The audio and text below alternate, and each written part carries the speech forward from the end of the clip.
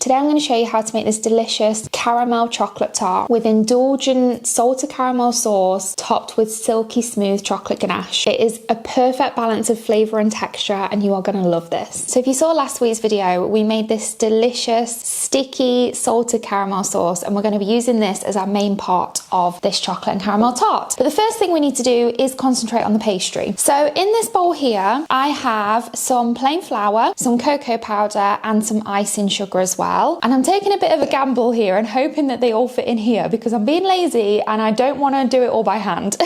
First part successful, we got it all in. Next part is trying to get the butter in it as well, which we might struggle with, but let's give it a go. So I've got some cold butter here that I have cubed. This is real butter, not baking spread. Oh, this is going to be risky. And then I'm going to blitz this until it all starts to come together. I'm going to call that a semi-success. If you don't have a food processor at all, or if you have a tiny one like me, or you don't want to be lazy like me, you can simply put it all in a bowl. Make sure you sieve it all first, and then you just need to rub the butter between your fingers until it has all come together. This is what I mean by just rubbing it together between your fingers. You don't want to overwork it, but you just want it until it all starts coming together where it can make clumps like that. So now we're going to add in our egg yolk and give that a good mix in. Oh my gosh, how does one person make so much mess, honestly? So what we're looking for now is to bring all of this pastry together so we can chill it. You really don't want to work this too much, otherwise the pastry is going to get a little bit tough and chewy. So if, like mine, it just needs a little bit of help, you can add a tiny bit of water in, but you just want to add a little bit in at a time and then mix it all in again. Okay, so I'm going to grab some cling film, pop it on my work surface, and then turn all of this out. And then we're going to bring it all together. You can actually do this with the cling film so you're not working it as much. And then we're going to wrap this up nice and tight, and then it's going to go into the fridge for a little rest. And then we're going to roll it out and we can blind bake it. This has been in the fridge for about 25-30 minutes now, so we're going to roll it out. So I find the easiest way to do this in between two sheets of baking paper. On the bottom sheet, I'm going to put our pastry onto it, and then we're going to roll it out between the two sheets of baking paper. That was a lot of effort. So we're looking for it to be a couple of mil thick. I mean, look at that. The other benefit of having it on a piece of baking paper is it's so much easier to transfer into the tin. And I'm literally going to flip it over. It'll already start to sink down. And what I'm going to do is just take a bit off the edge, roll it into a ball. I'm going to use this to press it into the side. So just gently lift it up and press it in. So I'm just going to press it into the top and just gently cut the edge away. What we're going to do now at this point is put the oven on to 160 degrees Celsius, and whilst the oven is heating up, we're going to put this back in the fridge and then we can blind bake it. So I will see you then. Our oven has heated up now and this is nice and cold, so we are going to finally blind bake it. And what blind baking means is essentially it's like a pre-bake before you add any fillings in. So I've saved some of the greaseproof paper that we use to roll out the pastry, and we're just going to scrunch this real good until it's got loads and loads and loads of creases in it. I'm gonna just stab our pastry at the bottom with a fork just to again prevent it from rising. And then we're gonna put our greaseproof paper in very gently. You want to fill it with either baking beans or rice, and you want to fill it right to the top and really weigh it down.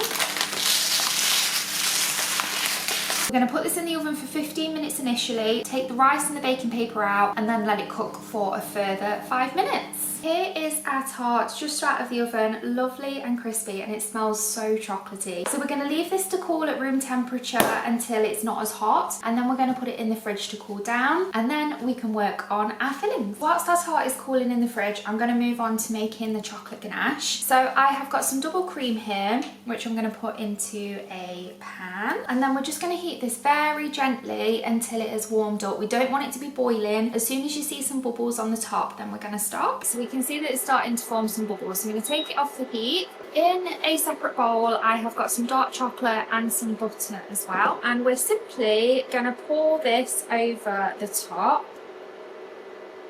And then we leave it. Be patient. I am not usually, but you have to be patient with this. Leave it for a good 2 minutes and it's going to start to melt the chocolate, and then we can stir it, and that is our ganache. Now we can stir it all together. If it hasn't quite melted it, feel free to put it in the microwave just to finish the job. So we're going to leave that to cool down, and then once everything is cooled down, we can assemble it all together. We have our tart, which is nice and cool, our ganache, which is nice and cool, and our caramel I made last week. If you want to see how I made this salted caramel sauce, I will leave a card in the corner and a link in the description as well. So first things first is our caramel base. I've heated this up literally for 10 seconds in the microwave just so it's a little bit easier to pour on. I mean, it just looks so good. I cannot wait to eat this already. So I'm just very gently working it around the edges, and the caramel just levels out and finds its own way anyway. So I'm going to pour our chocolate ganache straight over the top, and this is the thing that we'll need to set in the fridge, and then we just pour this all over the top. Oh, look how silky and smooth and delicious it looks. And again, just very gently, even more gently because we've got the caramel underneath, work it around. And then what I'm going to do is just drizzle a little bit of caramel around the edge, and I'm going to swirl it into the chocolate ganache. And then with a cocktail stick, I'm just going to swirl it in. Makes a pretty pattern on top. And then we're going to set this in the fridge for a couple of hours until the chocolate ganache is completely set, and then we can slice into it and taste it. So I will see you then. The tart is set and I cannot wait to try this. But before we do, I'm just going to finish it off with a tiny bit of salt, just to give it a little extra something. Salt is amazing with chocolate. Don't be afraid to use salt in recipes with chocolate because it just enhances the flavour so much more. Then this should just pop out. Let's see how we get on. So let's chop into this and see what we think. Moment of truth. Ta-da! Our crispy base, our caramel in the centre, and then our chocolate ganache on top. Favourite bit, taste test time.